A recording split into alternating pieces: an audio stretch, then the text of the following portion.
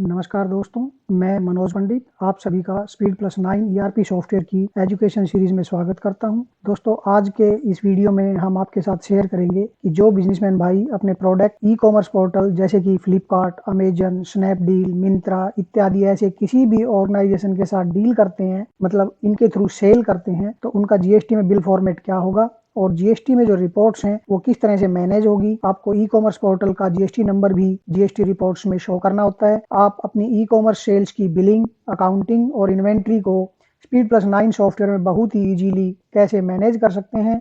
यहाँ पर मैं हमारे सभी चैनल पार्टनर से भी और उन सभी बिजनेसमैन भाइयों से भी निवेदन करना चाहूँगा, जैसा कि मैं बार बार दोहराता हूँ कि जहाँ भी आप सॉफ्टवेयर लगा रहे हैं, सबसे पहले ये समझना होगा कि उस बिजनेस की नीड क्या है, किस तरह की नेचर का आपका बिजनेस है और आप जो सॉफ्टवेयर ऑलरेडी परचेज कर चुके हैं या परचेज करने जा रहे हैं, क्या वो आपकी उस नीड को सबसे इजी वे में फुलफिल कर रहा है। अगर नहीं तो एक बार स्पीड प्लस 9 सॉफ्टवेयर का 7 दिन का फ्री ट्रायल वर्जन हमारी वेबसाइट से डाउनलोड करके डेमो जरूर देखें। दोस्तों, इस तरह के हर बिजनेस में दो सिनेरियो होते हैं। एक तो आपका कस्टमर डायरेक्ट आपकी शॉप पर आता है, प्रोडक्ट सेलेक्ट करता है और आप उसको बिल जनरेट कर देते हैं, फिर चाहे वो कैश का बिल हो या क्रेडिट का बिल हो, जो आप किसी भी सॉफ्टवेयर में सिंपली मैनेज कर सकते हैं। बट जब हम ई कॉमर्स पोर्टल के थ्रू सेल कर रहे होते हैं तो वहां पर कस्टमर डायरेक्ट हमें ऑर्डर ना करके अमेजन या फ्लिपकार्ट जैसे ई कॉमर्स पोर्टल के थ्रू ऑर्डर करते हैं। फिर अमेजन या फ्लिपकार्ट ये जितने भी ई कॉमर्स पोर्टल हैं उस ऑर्डर को अपने सप्लायर्स को फॉरवर्ड करते हैं तथा सप्लायर्स उस ऑर्डर की डिलीवरी और उसकी बिलिंग तो करते हैं उस कस्टमर को, but payment e commerce portal से लेनी होती है, जिसमें वो इनसे कुछ कमीशन और शिपिंग चार्जेस के रूप में कुछ अमाउंट डिडक्ट करते हैं और as per GST rule TCS वगैरह भी डिडक्ट करते हैं। इसके रिगार्डिंग हमने यूट्यूब किया,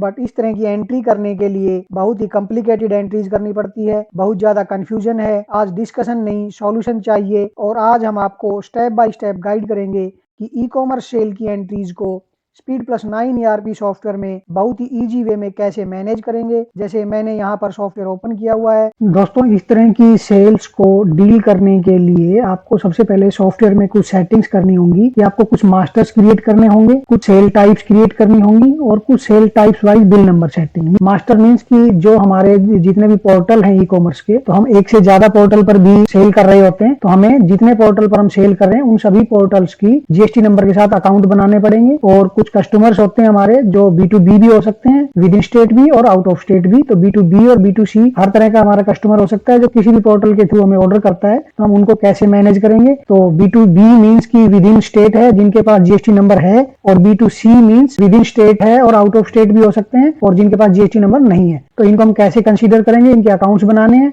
तो जैसे B2B में हमारे पास ये 2-3 कस्टमर्स हैं जिनके हमारे पास जीएसटी नंबर हैं, और सेम ऐसे ही हमारे पास B2C में जैसे ये हमने बनाए हुए हैं कुछ अकाउंट्स ABC और XYZ जो कि हमारे लोकल भी हैं और आउट स्टेट भी हैं। तो इस तरह से हम मास्टर्स क्रिएट कर लेंगे पहले, और फिर उसके बाद हमारे कुछ एक्सपेंसेस होते हैं जो कि ये काटते हैं हमारे ई कॉमर्स पोर्टल वाले, जैसे कोई कमीशन या रेफरल फीस के रूप में, क्लोजिंग फीस के रूप में, शिपिंग चार्ज के रूप में। तो उनके सबके आप एक्सपेंस बनाएंगे इनडायरेक्ट एक्सपेंसेस के अंदर, और इनके ऊपर ये 18% सर्विस टैक्स भी चार्ज करते हैं, तो उनके सबके मास्टर बनाएंगे। उसके बाद जो ये कंपनीज है ई कॉमर्स पोर्टल, ये आपसे टीसीएस भी कलेक्ट करती है जो भी आपने सेल की है इनके थ्रू। तो उस सेल्स की टैक्सेबल अमाउंट के ऊपर 1% टीसीएस डिडक्ट करती है, जिनको कि हम 0.5 और 0.5% हम सीजीएसटी और एसजीएसटी जो हमारा टैक्सेबल अमाउंट होता है, टैक्स अमाउंट होता है, उसके ऊपर हम इनको क्लेम कर लेंगे। तो 0.5% का हम टीसीएस का अकाउंट बनाएंगे कि टीसीएस ऑन सीजीएसटी और 0.5% टीसीएस ऑन एसजीएसटी। तो इस तरह से हम कुछ मास्टर बनाएंगे जिनमें हमारे ई कॉमर्स पोर्टल के अकाउंट्स होंगे, हमारे कुछ कस्टमर्स के अकाउंट होंगे और सप्लायर बैंक अकाउंट, और जो कुछ एक्सपेंसेस होंगे और ये जो डिडक्शन है ये डिडक्शन करेंगे। उसके बाद दूसरा स्टेप होगा हमारा कि हम सेल टाइप्स बनाएंगे। तो एक तो हम जनरली सेल करते हैं, तो हम सेल वाउचर में गए और हमने सेल कर दी, क्योंकि कस्टमर हमारे दुकान पे आया था, उसने प्रोडक्ट बाय किया, हमने उसको सेल बिल कर दिया और प्रोडक्ट उसको हैंड टू हैंड डिलीवर कर दिया। बट यहाँ पर आप एक से ज्यादा पोर्टल पर भी आप सेल परचेज कर रहे हैं, डील कर रहे हैं, तो उनकी सबकी आपको अलग अलग सेल टाइप बनानी हो तो आप अलग अलग सेल टाइप बना सकते हैं, या एक सेल टाइप ऑनलाइन सेल के नाम से बना के उसको हम सेल के अकाउंट में पोस्ट करा देंगे। बट मैं आपको गाइड करूंगा कि आप एक से ज्यादा पोर्टल पर सेल कर रहे हैं तो आप अलग अलग सेल टाइप बनाएं, जिससे आपको ये रहेगा कि मेरी अमेजन के थ्रू कितनी सेल हुई है, फ्लिपकार्ट के थ्रू कितनी सेल हुई है, स्नैपडील के थ्रू कितनी सेल सेल हुई है। दोस्तों स्पीड प्लस 9 सॉफ्टवेयर और अदर जो सॉफ्टवेयर हैं, तो मैं अभी पहले भी मैंने आपको डिस्कस किया कि क्या डिफरेंस है। जब आपको हर काम मैनुअली करना है तो फिर आप सॉफ्टवेयर लेने की जरूरत ही क्या है। जब तक आपका बिजनेस ऑटोमेशन मोड पे ना आए तब तक सॉफ्टवेयर बाय करने का कोई बेनिफिट नहीं है। तो किसी भी सॉफ्टवेयर में जब आप सेल टाइप्स बनाएंगे तो आपके पास जो भी क्लाइंट है वो ऑल ओवर इंडिया से B2B भी हो सकता है और B2C भी हो सकता है। मींस कि विद इन स्टेट भी हो सकता है और आउट ऑफ स्टेट भी हो सकता है। जिनके पास जीएसटी नंबर हो भी सकता है और नहीं भी हो सकता। तो जिनके पास जीएसटी नंबर है मींस की जो B2B क्लाइंट है तो वो अमेजन या फ्लिपकार्ट या स्नैपडील के थ्रू कोई भी परचेज करेंगे तो वो उस अमाउंट के ऊपर अपना जो टैक्स उन्होंने पे किया है उसको वो क्लेम करेंगे। तो उनका हमें अकाउंट भी मैनेज करना पड़ेगा। और आपको किसी भी सॉफ्टवेयर में सपोज कीजिए कि आप एक ही पोर्टल पर आप सेल करें अमेजन के थ्रू, तो अमेजन के ही आपको 4 टाइप के सेल बनाने पड़ेंगे। सेल टाइप की Amazon sale local B2B, Amazon sale local B2C, Amazon sale out of state B2B और out of state B2C। But एक स्पीड प्लस एकमात्र ऐसा सॉफ्टवेयर है जिसके अंदर आपको ओनली एक सेल टाइप बनाना पड़ेगा, अमेजन सेल, या आप ऑनलाइन सेल के नाम से बना सकते हैं। तो ओनली अमेजन सेल का एक टाइप बना के सेल टाइप, और आप अपनी पूरी, चाहे आपका क्लाइंट B2B है चाहे B2C है, वो सॉफ्टवेयर ऑटोमेटिक डिसाइड करेगा कि ये जो बंदा है इसका हमने रिटेल इनवाइस करना है या इसका टैक्स इनवाइस करना है, इसका CGST के ऊपर चार्ज होगा या IGST चार्ज होगा, वो सारी अपने आप करेगा। तो आपको ओनली ये 4 तरह की सेल आपको बनानी है। अगर आप 4 पोर्टल पर काम करें, 2 पोर्टल पर काम करें तो आपको ओनली 2 तरह की सेल बनानी है, जबकि अदर सॉफ्टवेयर में आपको 8 तरह की सेल बनानी होंगी, या आगे आपको जितने भी पोर्टल पर आप काम कर रहे हैं तो हर पोर्टल की आपको 4 सेल टाइप बनानी पड़ेगी। 4 पोर्टल पर काम कर रहे हैं तो आपको 16 सेल टाइप बनानी पड़ेगी। और मैं अभी आगे आपको डिफरेंस दिखाऊंगा। सेकंड आपका ये होता है कि आप जो भी सेल टाइप बना रहे हैं तो उनकी अलग अलग सेल की आप अलग अलग सीरियल नंबर दे सकते हैं। जैसे अमेजन सेल के लिए आप AZ का यूज कर सकते हैं, या अपने अकॉर्डिंग आप जैसा उचित समझे पूरा नाम लिखना चाहे पूरा लिख सकते हैं। और उसकी बिल की जो स्टार्टिंग है वो 01 से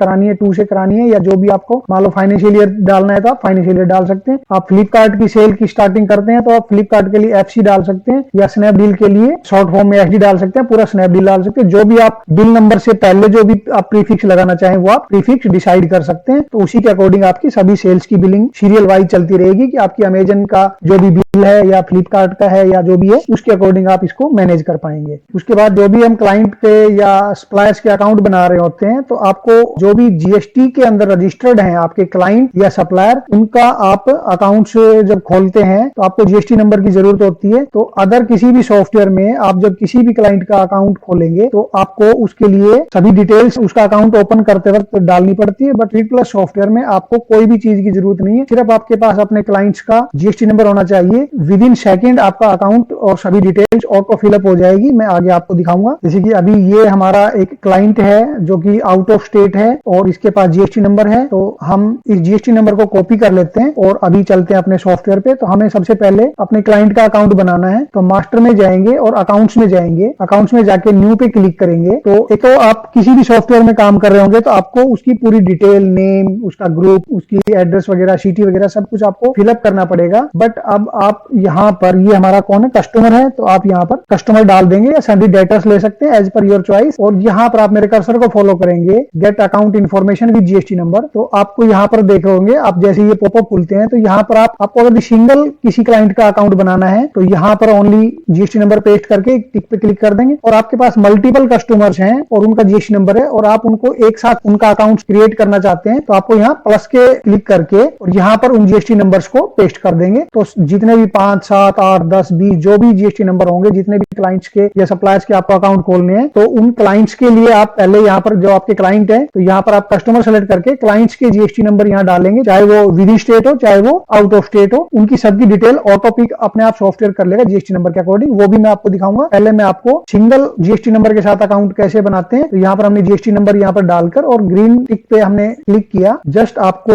ये कैप्चा कोड यहाँ पर फिल करना है 317304 और जैसे ही यहाँ पर क्लिक करेंगे आप देखें कि आपका 1 सेकंड के अंदर आपकी पूरी डिटेल आपके क्लाइंट की यहाँ पर फिलअप हो चुकी है। तो यहाँ पर इसको हम सेव कर देंगे। तो ये तो हो गया दोस्तों कि आपको सिर्फ सिंगल क्लाइंट का अकाउंट बनाना है। चाहे वो सप्लायर है तो आपको पहले यहाँ पर सप्लायर ग्रुप सेलेक्ट कर लेना है, कस्टमर है तो कस्टमर ग्रुप सेलेक्ट कर लेना है। तो इस तरह से आपने सिंगल एक क्लाइंट का अकाउंट बनाया या सप्लायर का अकाउंट बनाया। सेकंड हम आपको दिखाएंगे कि मल्टीपल अकाउंट्स एक साथ कैसे क्रिएट करने हैं। यहाँ पर सेम वही प्रोसीजर करेंगे कि ऐड अकाउंट पे करके करके, तो यहाँ पर हम एक का नहीं बना रहे, मल्टीपल अकाउंट्स एक साथ बनाना चाहते हैं, तो यहाँ पर हम प्लस पे क्लिक करेंगे और यहाँ पर हम सभी जीएसटी नंबर्स को पेस्ट कर देंगे और इंपोर्ट पे क्लिक करेंगे। जस्ट आपको कैप्चा कोड यहाँ पर डालना है 260 227 378 022 639 711 257 911।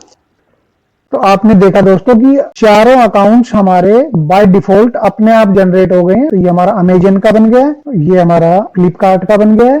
अपने आप सब अकाउंट जीएसटी डिटेल वगैरह, एड्रेस वगैरह सब कुछ बाय डिफॉल्ट अपने आप उठाएगा सॉफ्टवेयर। तो ऑटोमेशन जो है वो बहुत जरूरी है। जब आप सॉफ्टवेयर लगा रहे हैं और फिर भी आप मैनुअली एंट्री पे एंट्री कर रहे हैं, तो फिर उस सॉफ्टवेयर का खरीदने का कोई बेनिफिट नहीं है। तो आप जब भी कोई सॉफ्टवेयर बाय कर रहे हैं, तो सबसे पहले उसके फीचर्स को देखो कि क्या ये सॉफ्टवेयर मेरी आवश्यकताओं को पूरा कर रहा है या नहीं। उसके बाद हमारा सेल टाइप जब हम बनाएंगे, जैसा कि मैंने अभी दिखाया आपको कि सेल टाइप जो है वो हम यहाँ पर बनाएंगे, Amazon sale, Flipkart sale, Snapdeal sale, ये वाली। तो अभी जैसे मैं एक स्नैपडील का अकाउंट आपको बना के दिखाता हूँ। तो यहाँ से हमने सेल टाइप पे चलेंगे और यहाँ पर सर्च पे क्लिक करेंगे तो आप देख पा रहे हैं अमेजन सेल और फ्लिपकार्ट सेल का मैंने सेल टाइप पहले से बनाया हुआ है। और अभी हम यहाँ पर स्नैपडील सेल के नाम से एक अकाउंट बनाएंगे और इसको किस अकाउंट में पोस्ट कराना है, आप डायरेक्ट सेल्स अकाउंट में भी पोस्ट करा सकते हैं इसको। बट मैं चाहता हूँ कि मेरी स्नैपडील के थ्रू जितनी सेल होंगी उनका एक अलग लेजर बने कि भाई मेरी फ्लिपकार्ट के थ्रू कितनी सेल हुई, अमेजन के थ्रू कितने रुपए की सेल हुई। तो यहाँ पर एक स्नैपडील सेल के नाम से हम अकाउंट ये पहले से बनाया हुआ है। नहीं होगा तो आप फंक्शन F3 कर सकते हैं या यहाँ पर प्लस पे क्लिक करेंगे तो भी आप चले जाएंगे, या मास्टर में जाके अकाउंट पे जाके यहाँ पर एक स्नैपडील सेल के नाम से, जैसे ये मैंने बनाया हुआ है ऑलरेडी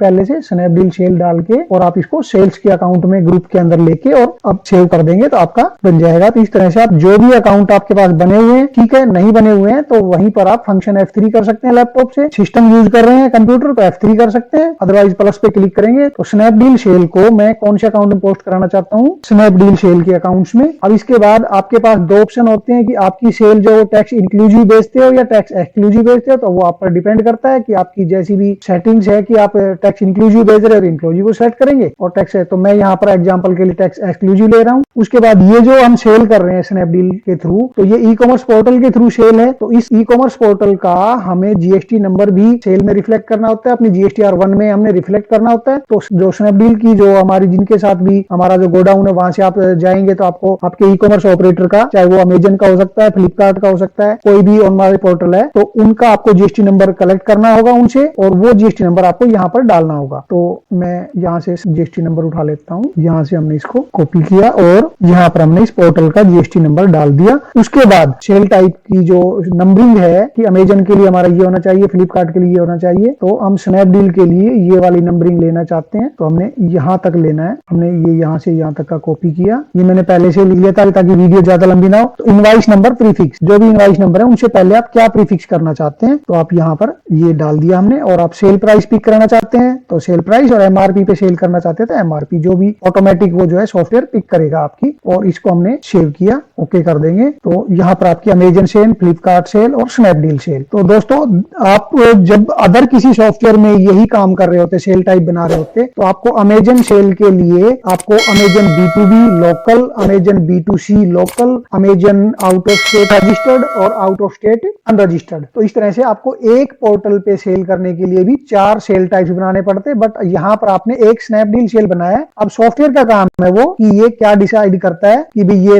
B2B लोकल है या B2C लोकल है या आउट ऑफ साइड B2C है या आउट ऑफ स्टेट B2B है, वो सॉफ्टवेयर अपने आप डिसाइड करेगा। उसके बाद आपके कुछ खर्चे हैं जैसे referral fee, closing fee, shipping फी, तो वो भी हम एक बार जल्दी से रिव्यू कर लेते हैं उनको। तो ये मैंने कुछ अकाउंट्स बनाए हुए हैं, जैसे कि रेफरल फी है तो आपने ये अकाउंट्स इसी तरह से बना लेंगे, रेफरल फी है और ये हमारा एक्सपेंसेस इनडायरेक्ट है और इसको हम सेव कर लेंगे। तो इस तरह से आपने रेफरल फी या इसको कमीशन फी का नाम दे सकते हैं, आपकी शिपिंग फी, जो भी आपके ई कॉमर्स पोर्टल वाले आपसे कुछ चार्ज करते हैं वो किसी भी हेड में करते हैं तो उन्हीं हेड का आप यहाँ पर अकाउंट बना लेंगे। तो मैंने ये जैसे बनाए हुए हैं ऑलरेडी पहले से, तो मैंने आपको दिखा दिया कि कैसे आपने ये अकाउंट्स बनाने। और उसके बाद जो भी आपके ई कॉमर्स पोर्टल आपसे जो ये सेवाएं जो आप ले रहे हो इन पोर्टल की, तो उन सेवाओं के बदले कुछ चार्ज करते हैं और उसके ऊपर वो सर्विस टैक्स के रूप में 18% चार्ज करते हैं। तो आप टैक्स मैनेज स्लैब में आएंगे, यहाँ पर ये जो 18% जीएसटी है ये हमारी गुड्स पे लग रही है, बट यहाँ पर हम इनसे सर्विस ले रहे हैं तो ये जो 18% जीएसटी चार्ज करेंगे वो सर्विस पे चार्ज करेंगे तो उसके लिए आपको यहाँ पर एक नया सर्विस चार्ज बना देना है 18% जीएसटी सर्विस चार्ज या 18% सर्विस चार्ज करके, और उसको यहाँ पर कैटेगरी में गुड्स ना करके सर्विस सेलेक्ट करना है। और टैक्स परसेंटेज क्या है, 18% है। तो वो सीजीएसटी एसजीएसटी जैसा भी आपका क्लाइंट होगा उसके अकॉर्डिंग सॉफ्टवेयर ऑटोमेटिक डिसाइड करेगा 9% सीजीएसटी एसजीएसटी चार्ज करना है या आईजीएसटी चार्ज करना है। तो इस तरह से हम अपना एक 18% का सीजीएसटी का हेड बना देंगे सर्विस टैक्स के अंदर। उसके बाद दो अकाउंट और होते हैं कि ये जो टीसीएस काटते हैं, जो भी हमारी टैक्सेबल वैल्यू होगी उनके ऊपर 1% टीसीएस काटती है कंपनियां, कि 0.5% टीसीएस ऑन सीजीएसटी और 0.5% टीसीएस ऑन एसजीएसटी। आपको मैं दिखा देता हूं कि वो आपको कैसे बनाने हैं। जैसे ये हो गया TCS at the rate 5% on CGST, और इसको हम लेंगे ड्यूटीज एंड टैक्सेस में। और दोस्तों ये वीडियो लंबा होने जा रहा है क्योंकि काफी टॉपिक्स क्लियर करने हैं, तो आप वीडियो के साथ बने रहिएगा। तो इस तरह से आपने टीसीएस 0.5% ऑन सीजीएसटी और टीसीएस 0.5% ऑन एसजीएसटी ये आपने अकाउंट पहले से बना के रख लेने। तो दोस्तों अभी चलते हैं हम सेल्स के ऊपर। तो जो भी आपकी डेट है अब वो टर्म्स क्रेडिट है। तो अभी यहाँ पर मैं आपको हर सेल दिखाऊंगा कि ये हमारा एबीसी है, ये यूआरडी है लोकल, मीन की ये मेरे हरियाणा स्टेट से है और ये अनरजिस्टर्ड पर्सन है। तो लोकल मैंने ये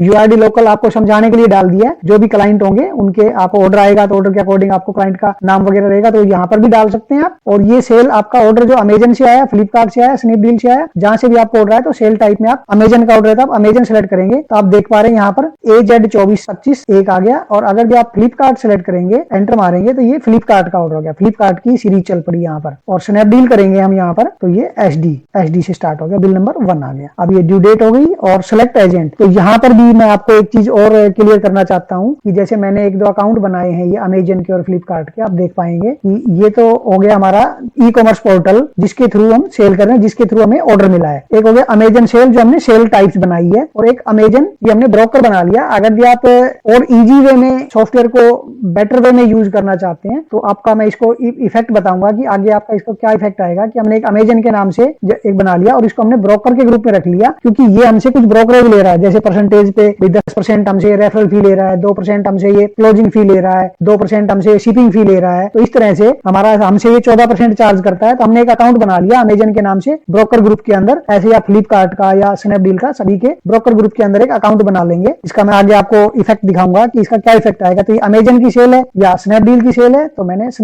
अमेजन ले लिया, अमेजन की बिलिंग हो गई। और ये हमने इसके अंदर ब्रोकर जो है वो अमेजन है। और ऑर्डर नंबर जो भी आपका आया होगा, मैं एग्जांपल के लिए यहाँ पर एक ले रहा हूँ। और जो भी आपके आइटम्स बने हुए हैं तो उनमें से आपको ऑर्डर आया सैमसंग का M31 का ऑर्डर आया इसका, तो सैमसंग M31 लिया। और उसके बाद आपके पास कौन सी वैरायटी है, 128 का है या 464 का है, उसकी क्या प्रोसेसर की स्पीड है, तो ये आप आइटम बनाते वक्त डिसाइड कर लेंगे। वो हमारे आदर्श वीडियो है कि आप कैसे आइटम बना सकते हैं। अगर मैं यहाँ पर भी आपको ये बताऊंगा तो काफी लंबा वीडियो चला जाएगा। तो मैं यहाँ पर 464 वाला ले लिया मैंने ये, और ये इसका रेट है 10,000। अगर भी आपने वहां पर सेल टाइप्स के अंदर आपने टैक्स एक्लूडिंग किया हुआ है, बट आप चाहते हो कि यहाँ पर मैं टैक्स इंक्लूजिंग रखूंगा, तो यहीं पर आप जब रेट के कॉलम में आते हैं तो यहाँ पर आप F3 करेंगे या फंक्शन F3 करेंगे तो आप नेट प्राइस डाल देंगे यहाँ पर, और ये आपका बेसिक रेट हो गया। तो नेट प्राइस आपका 10,000 हो जाएगा। बट मैं यहाँ पर एक्लूडिंग सेल दिखा रहा हूँ आपको, तो मैं यहाँ पर 10,000 ही लूंगा और इस पे 1800 टैक्स हो गया, 11,800 की हमारी बिलिंग होगी। एक इन्होंने हमें लेनोवो का लैपटॉप ऑर्डर किया था, तो ये मैंने लेनोवो का लैपटॉप ले लिया यहाँ पर। तो अब यहाँ पर कौन सा ले रहा है, 1 TB हार्ड डिस्क में है या 500 GB SSD में है, i5 वाला। तो जो भी आपके पास ऑर्डर है उसको आप सेलेक्ट करेंगे और यहाँ पर इसकी क्वांटिटी और जो भी रेट है उसके अकॉर्डिंग हमने यहाँ पर ये दोनों चीजें डाल दी। तो अब दोस्तों क्वेश्चन पुटअप होता है कि हम बिलिंग तो कर रहे हैं इस एबीसी क्लाइंट को, बट हमें जो पेमेंट आएगी वो आएगी हमें अमेजन से, क्योंकि ये क्लाइंट अमेजन को पे करेगा और अमेजन फिर अपने जो भी चार्जेस है उनको काट के वो हमें पे करेगा। तो यहीं पर आप प्लस पे क्लिक करेंगे और यहाँ से आप ई वॉलेट में ले सकते हैं, चेक या कार्ड जो भी सिलेक्ट करेंगे। तो ये हमारी ये सेल है, तो ये हमारे अमेजन से के थ्रू सेल है तो हम अमेजन सेलेक्ट कर लेंगे, फ्लिपकार्ट के थ्रू सेल है तो हम फ्लिपकार्ट सेलेक्ट कर लेंगे, और मिंत्रा के थ्रू या स्नैपडील के थ्रू है तो आपकी ये जो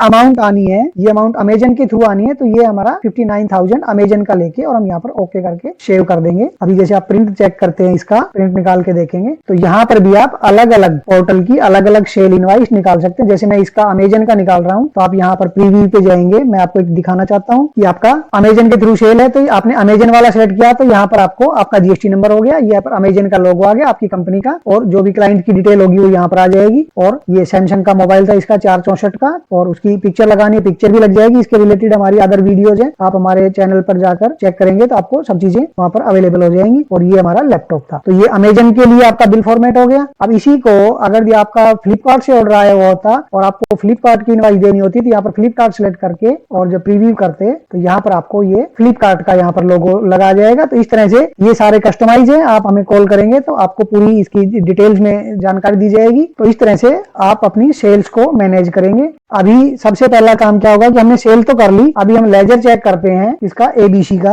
एबीसी के लेजर में हमारे पास कोई नहीं, ना हमने एबीसी से कुछ लेना ना हमने एबीसी से कुछ देना। अमेजन ने हमें ऑर्डर किया था, हमने माल डिलीवर कर दिया और उसकी बिलिंग कर दी, और हमने पेमेंट लेनी है किससे? अमेजन से। तो यहाँ पर हमने Amazon seller service private limited को लिया, तो आप देख पा रहे हैं हमने अमेजन से हमने 59,000 रुपए यहाँ पर लेने हैं। इसके बाद दूसरा इफेक्ट क्या आता है जीएसटीआर 1 पे, जो भी हमारी जीएसटी की रिपोर्ट्स होंगी तो यहाँ पर हमारी B2C स्मॉल थी ये हमारी, तो जैसे ही आप ओके करेंगे तो आप देख पाएंगे कि यहाँ पर ये B2C स्मॉल लोकल थी, तो यहाँ पर स्टेट हरियाणा था तो स्टेट कोड 06 आ गया। टैक्सेबल अमाउंट 50,000 है, यहाँ पर कोई आईजीएसटी चार्ज नहीं हुआ, 9% सीजीएसटी चार्ज हो गया और 9% एसजीएसटी चार्ज हो गया, क्योंकि सॉफ्टवेयर ने ऑटोमेटिक डिसाइड किया है ये। और ये ई कॉमर्स जो पोर्टल था अमेजन का, उसका हमारा यहाँ पर जीएसटी नंबर हो गया, ई कॉमर्स पोर्टल का शो हो गया। अभी ये था हमारा लोकल B2C। इसके साथ ही मैं आपको दूसरी सेल करके दिखाता हूँ। यहीं पर सेल्स न्यू पे जाएंगे, क्रेडिट में ले लिया, तो ये हमारा लोकल था पहला। अभी हम आपको दिखा रहे हैं B2B लोकल, मींस कि ये हरियाणा से है और ये इसके पास जीएसटी नंबर है। सेल्स ये अमेजन से ले सकते हैं, फ्लिपकार्ट के थ्रू ले सकते हैं। मैं अलग अलग पोर्टल की आपको सेल दिखा रहा हूँ। पहला हमने सेल किया था अमेजन के थ्रू, ये हम सेल कर रहे हैं फ्लिपकार्ट के थ्रू। तो यहाँ पर फ्लिपकार्ट की नंबरिंग आ जाएगी, और ये किसके थ्रू हो रहा है? फ्लिपकार्ट के थ्रू सेल हो रहा है, तो यहाँ पर फ्लिपकार्ट ले रहा हूं मैं। और इसका ऑर्डर नंबर था 2x2, और इन्होंने हमें सैमसंग का मोबाइल ऑर्डर किया 6128 वाला, क्वांटिटी 1 15,000। तो यहाँ पर अब ये जो सेल आई थी ये हमें किसके थ्रू आई है? फ्लिपकार्ट के थ्रू। तो यहाँ पर हम फ्लिपकार्ट सेलेक्ट करें, क्योंकि ये पेमेंट हमने कहां से लेनी है? फ्लिपकार्ट से लेनी है। यहाँ पर मैंने ओके किया और इसको सेव किया, प्रिंट निकालेंगे तो वो फ्लिपकार्ट सेलेक्ट करेंगे और प्रीव्यू कर देंगे, तो ये फ्लिपकार्ट की लोगो के साथ उसका बिल चला जाएगा। ये बिल फॉर्मेट रिडिजाइनेबल है, कस्टमाइज है, जैसा आप चाहेंगे वैसा ही ये बिल फॉर्मेट आपका बन जाएगा। तो अभी हम वापस से जीएसटीआर 1 पे चलते हैं, और अभी हम यहाँ पर B2B सेल देखेंगे जीएसटीआर 1 की। तो ये आपको क्लाइंट का जीएसटी नंबर यहाँ पर आ गया है, गगन B2B लोकल था जो हमने अभी मोबाइल सेल किया है। तो B2B की रिपोर्ट में चला गया क्योंकि इसके पास जीएसटी नंबर था। तो क्लाइंट का जीएसटी नंबर भी यहाँ पर है, क्योंकि इन्होंने जीएसटी क्लेम करना है, जो हमने सेल की है इनको उस पर ये जीएसटी क्लेम करेंगे, तो इनका जीएसटी नंबर हो गया। और इधर आप देख पा रहे होंगे यहाँ पर ये ई कॉमर्स पोर्टल का जीएसटी नंबर आ गया हमारा फ्लिपकार्ट का, और ये हमारा हरियाणा की 06 की सेल है, और ये हमारा इनवाइस नंबर है FC फ्लिपकार्ट का। और एक सेल हम करते हैं अभी आउट ऑफ स्टेट, हमने ले लिया सॉल्वर सॉल्यूशंस को, और ये सेल हमें स्नैपडील के द्वारा प्राप्त हुई है। तो स्नैपडील का हम यहाँ पर सिलेक्ट करेंगे सेल टाइप, और उसका नंबर आ जाएगा। तो यहाँ पर अब देखो हमने एजेंट नहीं बनाया हुआ है, तो कोई बात नहीं, हम इसको एजेंट विदाउट एजेंट भी कर सकते हैं, बट इसका इफेक्ट मैं दिखाना चाहूंगा। तो एक ब्रोकर हम बना लेते हैं स्नैपडील को, एक अकाउंट वो F3 करके भी बना सकते थे आप। तो यहाँ पर हमने स्नैपडील के नाम से एक अकाउंट ले लिया और इसको हमने लिख लिया अंडर ब्रोकर ग्रुप और सेव किया। तो अभी यहाँ पर ये स्नैपडील जो है वो हमारा ब्रोकर आ गया है, और इसका ऑर्डर नंबर था 333, और इन्होंने हमें लैपटॉप का ऑर्डर दिया था स्नैपडील के थ्रू, और इन्होंने 1 TB हार्ड डिस्क या जो भी आप चाहें सेलेक्ट कर सकते हैं, वो मैं एक डेमो के लिए वैसे ही रूटीन पर्पज में दिखा रहा हूँ। तो यहाँ पर इन्होंने 2 पीस जो है हमें ऑर्डर किए 40,000 के अकॉर्डिंग, ये इनकी वैल्यू हो गई। और यहाँ पर ये हमें ऑर्डर आया है स्नैपडील के थ्रू, तो यहाँ पर आप इसको स्नैपडील लिमिटेड करके और इसको ओके कर देंगे और इसको सेव कर देंगे। तो स्नैपडील के थ्रू ये सेल हुई है, तो यहाँ पर हम परफॉर्मा करेंगे, स्नैपडील का सिलेक्ट करेंगे और प्रिंट निकाल के दे देंगे। तो वो जो भी आप बिल फॉर्मेट आप जैसा चाहें वैसा डिजाइन हो जाएगा। तो स्नैपडील के लिए यहाँ पर आप देख पा रहे होंगे ये स्नैपडील की होगी। यहाँ पर पार्टी का जीएसटी नंबर, जो भी पार्टी की डिटेल है वो सारी आ गई है यहाँ पर, और यहाँ पर आपने जो भी आपकी डिटेल होंगी वो सारी डिटेल यहाँ पर आ जाएंगी, और इसका पूरा टैक्स वगैरह आईजीएसटी सीजीएसटी जो भी लगता है वो सब अपने आप। 80,000 का आइटम था, 14,400 इस पे टैक्स बन गया, और टोटल बिलिंग होगी 94,400 की। एक सेल में आउट ऑफ स्टेट ले लेता हूँ B2C, जैसे हमारा XYZ जो है ये अनरजिस्टर्ड है, आउट ऑफ स्टेट है, और ये हमें ऑर्डर अमेजन से ही आ गया। तो अब अमेजन का बिल नंबर 2 आ गया है सीरीज का, और ये हमें अमेजन ले लिया मैंने। इसका ऑर्डर नंबर था 4x4, इन्होंने हमें सैमसंग का फोन ऑर्डर किया, और एक ऑर्डर ले लिया हमने 10,000 का, 11,800 बिलिंग हो गई, और ये अमेजन के थ्रू हमें मिली है। तो यहाँ पर हम इसको अमेजन के थ्रू सेल करके और ओके कर देंगे। प्रिंट निकालना है प्रिंट निकाल देंगे, अदरवाइज नो कर देंगे। तो अभी हमने 4 तरह की सेल की है, आपने देखा। एक हमारी ABC है जो अनरजिस्टर्ड लोकल सेल थी, गगन B2B लोकल थी, solver solution out of state B2B था, XYZ out of state unregistered था। मैंने चारों तरह की सेल की, आपको अमेजन का भी एग्जांपल दिया, फ्लिपकार्ट का भी दिया, स्नैपडील का भी दिया। इसी तरह से आप जितने भी विभिन्न प्लेटफॉर्म के थ्रू सेल कर रहे हैं उन सभी के आप अकाउंट्स कैसे मैनेज करेंगे और उनकी रिकॉर्डिंग और रिपोर्टिंग आप कैसे करेंगे। तो अभी हम GSTR 1 पे चल रहे हैं। तो B2C स्मॉल में हमारी गई जो हमने अनरजिस्टर्ड ABC को और राजस्थान XYZ को हमने अभी मोबाइल दिया। तो ये हमारी टोटल टैक्सेबल अमाउंट 60,000। दो बिल हमारे थे, एक लोकल B2C, एक आउट ऑफ स्टेट B2C। दोनों के स्टेट कोड आपको यहाँ पर शो हो रहे हैं। यहाँ पर आपकी टैक्सेबल अमाउंट होगी। एक पे आपका IGST चार्ज हुआ है जो राजस्थान की पार्टी थी, और जो हरियाणा की पार्टी थी उस पे आपको CGST और SGST चार्ज हुआ है। और ये आपका ई कॉमर्स पोर्टल का आपको GSTI नंबर आ गया दोनों का। उसके बाद हम चलते हैं B2B में। यहाँ पर आप देखेंगे कि एक पार्टी हमारी हरियाणा से थी 06 और दूसरी पार्टी हमारी पंजाब से थी 03। तो दोनों B2B पर्सन थे, तो वो क्लेम करेंगे तो उनका GST नंबर भी यहाँ पर GSTR 1 की रिपोर्ट्स में हमारे पास आ गया। उनके नेम्स आ गए, उनकी इनवाइस नंबर आ गया। आप देख पा रहे होंगे एक स्नैपडील के थ्रू सेल थी, एक फ्लिपकार्ट के थ्रू सेल थी। दोनों के बिल नंबर एक है, इनवाइस डेट हो गई, वैल्यू होगी दोनों की अलग अलग। और ये एक पीओएस हरियाणा 06 और एक पीओएस पंजाब 03 का था। और ये रेगुलर B2B पार्टी है। और यहाँ पर ई कॉमर्स पोर्टल का GST नंबर भी यहाँ पर शो हो गया है। तो आपने देखा दोस्तों किस तरह से आप SpeedPlus9 सॉफ्टवेयर में अपनी ई कॉमर्स पोर्टल की सेल्स की एंट्री बहुत ही इजी वे में और ऑटोमेटिक वे में कर सकते हैं। सॉफ्टवेयर तो मार्केट में बहुत मिल जाएंगे आपको, बट फ्लेक्सिबिलिटी और सिंप्लिसिटी वाला सॉफ्टवेयर आपको बाय करना चाहिए। अभी मैं आपको GST समरी पर लेके जा रहा हूँ। यहाँ पर आप देखेंगे कि हमारी B2C लोकल ये हमारी जो है परचेज हमारी अभी तक कुछ नहीं है, यहाँ पर नील है। और यहाँ पर आप देख पा रहे हैं आउटपुट जो है वो हमारा B2B लोकल के अंदर 15,000 है, B2B इंटरस्टेट में 80,000 है, B2C लोकल में 50,000 है और B2C इंटरस्टेट में 10,000। टोटल हमारी 1,55,000 की सेल है। तो हमारी जो टोटल सेल है 1,55,000 की है, उसके ऊपर 27,900 हमारा टोटल आउटपुट GST है जो कि हमने पे करना है, बैलेंस टू बी पेड 27,900। अभी सेकंड सिनेरियो क्या आता है, तो अभी मैं आपको एक बार बैलेंस शीट शो कराना चाहता हूँ। जैसे ही आप यहाँ पे एक्सपेंड पे क्लिक करेंगे तो आपको पूरी रिपोर्ट्स, हमने 4 सेल्स की बिलिंग की है। तो आप देख पा रहे होंगे अमेजन सेल, फ्लिपकार्ट सेल और स्नैपडील लिमिटेड, इनसे हमने ये अमाउंट लेनी है। ये हमने CGST पे करना है, ये हमने IGST पे करना है, ये हमने SGST पे करना है। और हमारा नेट प्रॉफिट जो है 1,50,000 था, ये हमारा आ गया ग्रॉस प्रॉफिट। और अभी आप यहाँ पर देखेंगे कि अलग अलग जो सेल टाइप बनाने का जो हमने अभी आपसे सेल टाइप यहाँ पर बनवाई थी, ये जो बनवाई थी Amazon sale, Flipkart sale, Snapdeal sale, तो इनका आपको बेनिफिट क्या मिला कि आपको ये पता है कि अमेजन सेल से मेरी 60,000 रुपए की सेल हुई है, फ्लिपकार्ट के थ्रू मेरी 15,000 की सेल हुई है और स्नैपडील के थ्रू मेरी 80,000 की सेल हुई है। यहाँ पर अभी तक आपका एक्सपेंसिस कुछ नहीं है। तो एक जो मैंने ब्रोकर के अकाउंट बनवाए थे आपको स्नैपडील के इनके, तो उसके लिए आप सेल्स रिपोर्ट में जाएंगे। यहाँ पर आप एजेंट कमीशन रिपोर्ट सिंगल और ऑल सभी की देखनी है, सभी की, और एक की बनानी है तो एक की। तो सपोज करो कि ये हमसे 10% कमीशन ले रहे हैं या रेफरल फी ले रहे हैं, 2% 3% मान लो कि ये हमसे क्लोजिंग फीस ले रहे हैं और 1% 2% हमसे शिपिंग फी ले रहे हैं। तो हम यहाँ पर अज्यूम कर रहे हैं कि ये हमसे टोटल 15% चार्ज कर रहे हैं। मैं आपको मल्टीपल वे में बताऊंगा कि आप किस तरह से एंट्रियों को डाल सकते हैं। तो टोटल हम एक ही एंट्री में पोस्ट करना चाहते हैं सभी खर्चों को। तो यहाँ पर हमने अज्यूम कर लिया कि 15% कमीशन ले रहे हैं। तो जिस डेट से और जिस डेट तक का आपकी इनके थ्रू सेल हुई है, इनके थ्रू, तो टैक्सेबल अमाउंट के ऊपर ये चार्ज करेंगे। तो यहाँ पर आप टैक्सेबल कर सकते हैं और ओके करेंगे तो आप देखेंगे कि सिंगल क्लिक के अंदर आपकी अमेजन, फ्लिपकार्ट और स्नैपडील, यहाँ पर देख पा रहे हैं आप, मेरे कर्सर को फॉलो करेंगे, 2 सेल हमारी अमेजन के थ्रू हुई थी, एक सेल फ्लिपकार्ट के थ्रू, एक सेल स्नैपडील के थ्रू। तो जो भी हमारी बिलिंग अमाउंट थी नेट सेल की, उसके ऊपर इनका 15% जो है पूरा चार्ज बन गया। भाई हमने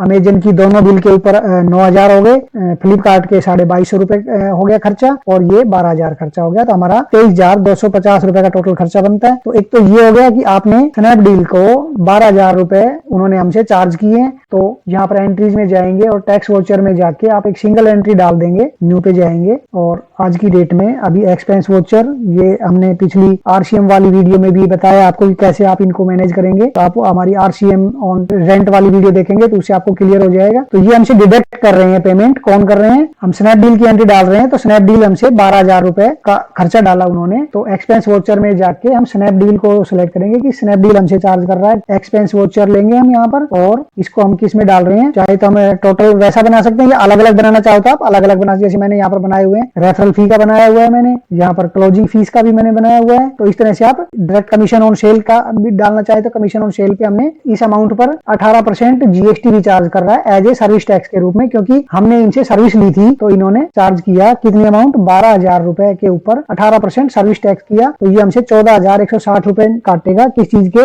रेफरल, क्लोजिंग और शिपिंग। एक तो एक सिंगल एंट्री में आपने इनको मैनेज कर लिया तीनों खर्चों को, या आप अलग अलग भी इनको मैनेज करना चाहें तो अलग अलग मैनेज कर सकते हैं इनको। जैसे मैंने सिंगल लिया और मैं सिर्फ स्नैपडील को ले रहा हूँ, तो जितनी भी स्नैपडील के थ्रू हमारी सेल हुई उसके ऊपर हमारा 10% ये चार्ज कर रहे हैं। तो यहाँ पर आप देख पाएंगे कि आपका जो ये चार्ज है ये आपका टैक्सेबल अमाउंट पे है या टोटल अमाउंट पे है। तो यहाँ पर भी कंफ्यूजन है। आप बहुत से वीडियो आपने देखे होंगे ई कॉमर्स सेल के, चाहे वो किसी भी सॉफ्टवेयर के वीडियो होंगे, तो वहां पर आपको ज्यादातर गाइड किया जाता है कि सेल्स वैल्यू टोटल बिल। अभी मैं आपको डिफरेंस दिखा रहा हूँ कि आपने 94,400 की टोटल सेल की, जबकि इसकी सेल्स वैल्यू जो आइटम्स की वैल्यू थी, गुड्स की वैल्यू थी वो 80,000 थी, 94,400 टैक्स लग के हुई है। तो ये मैं पॉइंट क्लियर करना चाहता हूँ आपको कि जो भी ये आपसे डिडक्ट करेंगे वो आपकी टैक्सेबल अमाउंट पे करेंगे। तो यहाँ पर आपको ये पॉइंट नोट करना है कि टैक्सेबल अमाउंट सेलेक्ट करेंगे और उसके ऊपर 10% ये रेफरल फी ले रहे हैं। तो स्नैपडील का आपका 80,000 की सेल थी, 8,000 रुपए आपने इनको रेफरल फी के रूप में पे किया। तो आप इसको कमीशन ऑन सेल्स की जगह यहाँ पर अलग अलग अकाउंट बनाने, तो रेफरल फी करके और 18% जीएसटी 8,000 करना है आपने। तो इसको आप 8,000 करेंगे, इसके ऊपर 18% जीएसटी हो गया। तो यहाँ पर आप ओनली रेफरल फी डाल के इस एंट्री को पास कर देंगे और इसको सेव कर देंगे। तो इस तरह से आपने रेफरल फी का अलग अकाउंट बनाना है, अलग बना सकते हैं। उसके बाद क्लोजिंग फी का अलग बना के अलग मेंटेन कर सकते हैं। सबको अलग अलग आप यहाँ पर मेंटेन करके चलेंगे। तो अभी जैसे मैं ओके कर रहा हूँ, यहाँ पर आप देख रहे हैं स्नैपडील का 94,400 हमने लेना था।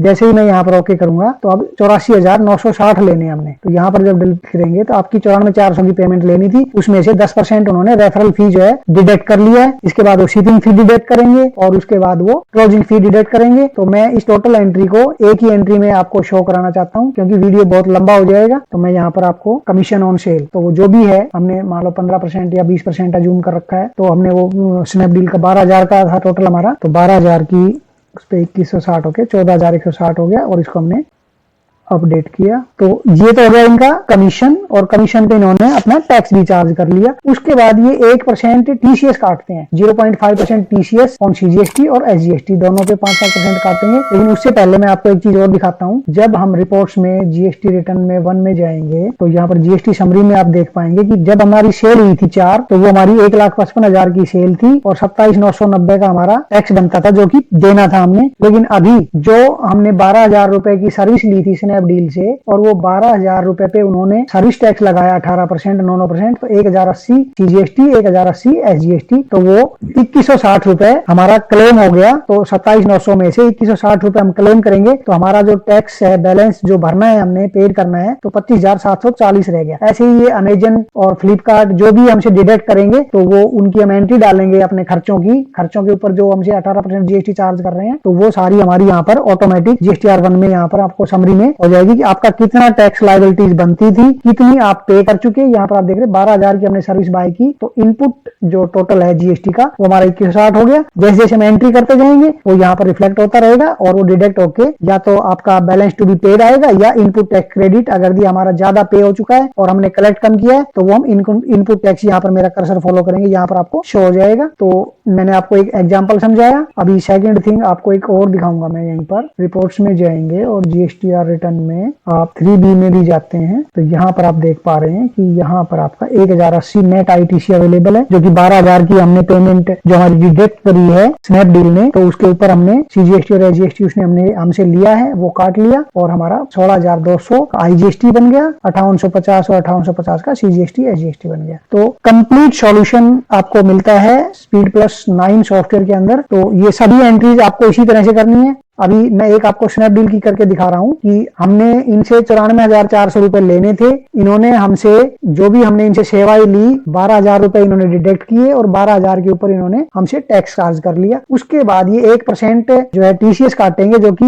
0.5% सीजीएसटी पे हम क्लेम कर लेंगे और 0.5% हम एसजीएसटी पे क्लेम कर लेंगे। तो उस एंट्री को हम यहाँ पर फाइनेंशियल अकाउंट में जाके जर्नल वाउचर की एक एंट्री डाल देंगे 1 फरवरी को। यहाँ पर हम डेबिट करेंगे TCS at the rate 5.5% on CGST 400 रुपए, और डेबिट करेंगे हम टीसीएस ऑन एसजीएसटी 400 रुपए, और क्रेडिट करेंगे हम किसको, स्नैपडील को, क्योंकि हम स्नैपडील का अकाउंट की एंट्रियां डाल रहे हैं। तो स्नैपडील लिमिटेड को हम 800 रुपए से क्रेडिट करेंगे और सेव कर देंगे। तो अभी आप देख पा रहे होंगे स्नैपडील का जो है उनकी जो भी अमाउंट थी उनमें से 94,400 में से 14,160 उन्होंने डिडक्ट कर लिया अपने खर्चों के रूप में, और 800 रुपए उन्होंने टीसीएस हमारा काट लिया, 80,000 रुपए 1% टीसीएस, जिसमें से की 0.5% एसजीएसटी, 0.5% सीजीएसटी। तो अभी उन्होंने हमसे पेमेंट करनी है 79,440। तो वो आप बैंक के थ्रू एक्सेप्ट कर लेंगे पेमेंट को। बैंक एंट्री में जाएंगे हम यहाँ पर, और हमने रिसीव किया है तो रिसीव कर लेंगे। कहाँ से रिसीव किया है हमें? स्नैपडील लिमिटेड ने देना है हमने, तो 79,440। उन्होंने कोई आरटीजीएस कराया होगा, ऑनलाइन ट्रांसफर किया है, जो भी किया, चेक के थ्रू दिया, तो चेक नंबर की डिटेल वगैरह आप यहाँ पे डाल के और यहाँ पर नरेशन में डाल देंगे XYZ, जो भी मैं एक डेमो के लिए दिखा रहा हूँ आपको। यहाँ पर हमने सेव कर दिया। तो अब जैसे ही आप यहाँ पर इनका लेजर देख रहे हैं स्नैपडील का, तो ये क्लियर हो चुका है। तो जस्ट आपने एक सेल की एंट्री डाली थी स्नैपडील के थ्रू, एजेंट था उसका, तो यहाँ पर आपने उसको अकाउंट को मैनेज कर लिया, स्नैपडील सेल के अकाउंट को। और उसके बाद उन्होंने हमसे कमीशन वगैरह जो भी 2-3 अलग अलग हेड बना के लिया। मैंने आपको वीडियो को छोटी करने के लिए एक हेड में रिसीव कर लिए एंट्री, बट आप अलग अलग हेड बनाना चाहें तो आप अलग अलग हेड बना के एंट्रीज को रिसीव कर सकते हैं। और फिर उन्होंने हमसे जो टीसीएस काटा वो टीसीएस की एंट्री डाल दी, और जो बाकी पेमेंट था वो हमें पे कर चुके हैं। तो हम उस डेट में उस एंट्री को पोस्ट कर देंगे। उनका लेजर जो है वो 0 हो गया है। तो इस तरह से आप अपने सभी अकाउंट्स को देखेंगे आप कि यहाँ पर हमने अभी स्नैपडील से हमारी कोई पेमेंट लेने वाली नहीं बची है। अब जैसे जैसे हमारा जो सीजीएसटी एसजीएसटी है ये हम पे करते जाएंगे, वो लेजर अपने आप मेंटेन होते जाएंगे। या अभी मैं एक एग्जांपल और ले रहा हूँ, दूसरा एग्जांपल, कि जैसे ये जो अमेजन सेलर है, आप एक ही एंट्री में सारी एंट्रीज को कैसे मैनेज कर सकते हैं। तो अमेजन का हम जब लेजर देख रहे हैं तो यहाँ पर हमारी जो टोटल जो सेल हो रखी है वो 70,800 रुपए हमने इनसे लेने हैं, जबकि एक्चुअल सेल्स अमाउंट है वो है हमारी 40, 10, 50 और 10, 60,000 की हमारी टोटल सेल है। तो एक आपको सिंपल वे बताता हूँ मैं कि आप फाइनेंशियल अकाउंटिंग में जाएंगे, जर्नल वोचर में जाके और डेबिट करेंगे किसको,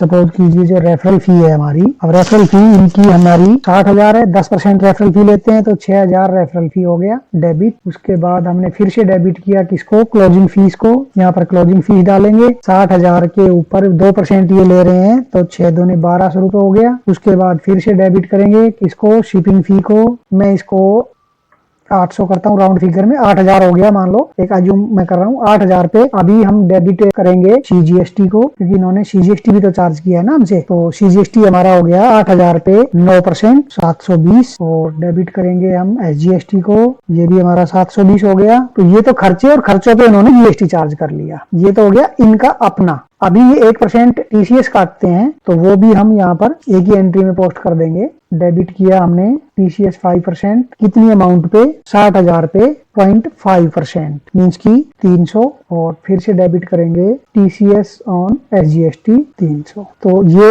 हमारा टीसीएस कट गया, एसजीएसटी सीजीएसटी इन्होंने काट ली, और हमारे से हमें जो भी फीस बनती थी इनकी फीस ले ली। तो टोटल 10,040 रुपए इन्होंने हमारे डिडक्ट किए। अभी हम क्रेडिट करेंगे किसको, अमेजन को, या जो भी आपका अकाउंट है 10,040, और नरेशन में जो भी कुछ आप डालना चाहें वो अपने अकॉर्डिंग नरेशन में डाल के और सेव कर देंगे। तो अभी आप अमेजन का लेजर यहाँ पर चेक करेंगे तो अभी उन्होंने देने थे 70,800 और 10,040 डिडक्ट हो गया, तो 60,760 उन्होंने देने हैं। तो एक सिंपल एंट्री आपको बैंक एंट्री की डाल देनी है, किन्होंने दिया, अमेजन ने 60,760, और जो भी आपकी चेक वगैरह जो भी नंबर डालना चाहें वो डाल सकते हैं, अदरवाइज नो। अभी आप वापस बैलेंस शीट में जब हम चलते हैं तो इनका भी लेजर जो है अमेजन का भी 0 हो चुका है, और इधर हमारी सीजीएसटी और एसजीएसटी उसी के अकॉर्डिंग अपने आप डेबिट और क्रेडिट हो रही है। तो हमारा टीसीएस जो है हमारा जो कटा है वो 700 और 700 हमने लेना है। जब भी हम सीजीएसटी और एसजीएसटी पे करेंगे तो इसको क्लेम करके, और इसकी आप जर्नल की एंट्री डालना चाहो जर्नल की एंट्री डाल सकते हो, या जब भी ये जो ई कॉमर्स पोर्टल है जब ये अपनी 3B फाइल करेंगे तो वहां पर जब ये फाइल कर देंगे तो हमें ये हमारी जीएसटीआर 3B में शो हो जाएगा, और हम इसको क्लेम कर लेंगे और उसकी जो डिडक्ट करके पेमेंट, और वो हम पेमेंट कर देंगे सीजीएसटी एसजीएसटी या आईजीएसटी जो भी हेड की जो भी पेमेंट होगी उसके अकॉर्डिंग हम इसको मैनेज कर देंगे। यहाँ पर आप देख पा रहे हैं कि हमारा 400 रुपए का हमारा स्नैपडील ने टीसीएस काटा हुआ है, एसजीएसटी सीजीएसटी ने, और 300 रुपए का अमेजन ने। तो 700 रुपए का सीजीएसटी पे टीसीएस हो गया और 700 रुपए का एसजीएसटी पे टीसीएस होती है। 1400 रुपए हमारे क्लेमेबल है। जब भी हम टैक्स को पे करेंगे सीजीएसटी को एसजीएसटी को, तो वहां पर हम इसको डिडक्ट करके ही पे करेंगे। इसकी आप जनरल वोचर की एंट्री डालना चाहें तो यहाँ पर आप जनरल वोचर की एंट्री डाल के और अपने अकाउंट्स को मैनेज कर पाएंगे। ये जैसे मैं डेबिट कर रहा हूँ तो मैं सीजीएसटी में हमने 700 रुपए कर दिया और क्रेडिट कर दिया यहाँ पर सीजीएसटी को। तो सीजीएसटी से सीजीएसटी हमारा जो है क्लेम हो गया, और फिर से हम डेबिट कर रहे हैं एसजीएसटी को वही 700 से, और फिर से हम क्रेडिट कर रहे हैं TCS ऑन SGST 0.5%, वही 700 से। नरेशन में आप अपने अकॉर्डिंग जो लिखना चाहे नीचे लिख सकते हैं और सेव करेंगे। तो अभी आप देखेंगे कि यहाँ पर TCS जो है वो हमारा यहाँ से हट गया और CGST SGST में हमारा क्लेम हो गया। कि हमारा जो CGST था, तो हमारी ये 2 सेल थी जिन पे हमने 5,850 रुपए हमने पे करना था CGST, जो हमने कलेक्ट कर लिया हमारे क्लाइंट से, और 1,080 रुपया हम इनको स्नैपडील को सर्विस चार्ज 18% के रूप में दे चुके और 720 रुपए अमेजन को दे चुके, और 700 रुपए हमने जो है TCS जो इन्होंने काटा था स्नैपडील ने भी और अमेजन ने भी, उसकी हमने एडजस्टमेंट की एंट्री पास कर दी। तो अभी हमारा 3350 रुपए बैलेंस है पे करना। तो 5850 में से 2500 रुपया हम इनको दे चुके हैं as a TCS as a service tax. तो 3350 हमारा पे करना है। तो आप अपनी अकाउंटिंग को किस तरह से मैनेज कर सकते हैं ई-कॉमर्स सेल्स के थ्रू, ऐसे ही आप फ्लिपकार्ट का भी मैनेज कर लेंगे। ये जब हम नेट प्रॉफिट पे चलते हैं तो यहाँ पर प्रॉफिट एंड लॉस अकाउंट में जाएंगे तो आपको देखो commission on sales, referral fee, closing fee, shipping fee, सभी आपके अकाउंट्स अपने आप मैनेज होंगे। तो आपकी जो ग्रोस प्रॉफिट था वो 1,55,000 का था और नेट प्रॉफिट रहेगा 1,35,000 का, क्योंकि 20,000 रुपए हमारे खर्चे हो चुके। 12,000 कमीशन हमने दिया स्नैपडील को, 6,000, 1,200 और 8,000 रुपए हमने दिया अमेजन को। तो टोटल हमारे खर्चे कट के हमारा नेट प्रॉफिट आ गया 1,35,000। तो इसमें भी आप जब रेफरल फीस के अकाउंट में जाएंगे तो अमेजन सेलर से 6,000 रुपए रेफरल फी दिया, स्नैपडील को इतना दिया, क्योंकि हमने स्नैपडील वाला हमने कमीशन वाले में ले लिया था। तो इस वजह से आपने हर अकाउंट मैनेज कर सकते हैं, कहां से कितना हमारा खर्चा हुआ, कितनी हमारी इनकम हुई, कौन सी सेल किसके थ्रू हुई, तो वो सारी चीजें आप यहाँ से मैनेज कर सकते हैं। तो आशा करता हूं दोस्तों कि आपको वीडियो क्लियर हुआ होगा कि आपको ई-कॉमर्स पोर्टल के थ्रू सेल्स की एंट्री कैसे मैनेज करनी है, कैसे आपने क्लाइंट्स के अकाउंट बनाने हैं, कैसे आपने सेल टाइप्स बनानी है, और कैसे आप ओनली GST नंबर के साथ बल्क के अंदर सॉफ्टवेयर के अंदर अकाउंट्स क्रिएशन कर सकते हैं। दोस्तों वीडियो काफी लंबा हो चुका है और अब मैं वीडियो को विराम देना चाहूंगा। उम्मीद करता हूं कि आपको टॉपिक्स क्लियर हो गए होंगे। दोस्तों वीडियो अच्छा लगा हो और आपको कुछ क्लियर हुए हो पॉइंट्स, तो प्लीज चैनल को सब्सक्राइब करें, वीडियो को ज्यादा से ज्यादा लाइक करें और शेयर करें, ताकि और अदर्स को भी इस वीडियो का बेनिफिट मिल सके और उनके टॉपिक्स या जो भी क्वेरीज हैं वो क्लियर हो सके। धन्यवाद दोस्तों, खुश रहो और तरक्की करो।